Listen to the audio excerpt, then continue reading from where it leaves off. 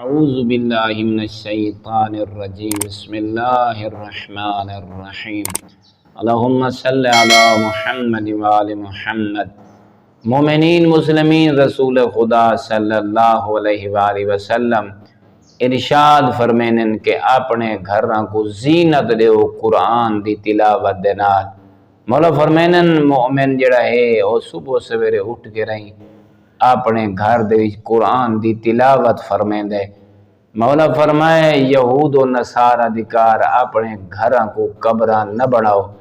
فرمیندہ پتہ لگتا ہے کہ اگر کوئی صبح سویرے اٹھ کے گھراں دے وچ قرآن دی تلاوت نہیں کریندا تو جی میں رسول فرمائے او قبرستان ہے، او گھر مومن دا نہیں، کیونکہ مولا فرمینن جڑے یہود و نصارہ ہیں او گھراں دے وچ عبادت نہیں کریں دے، گھراں دے وچ کوئی تلاوت نہیں کریں دے، بلکہ اپنے دیریاں دے ہوتے عبادت کرنا، اپنے گھر کو چھوڑے میں نہ۔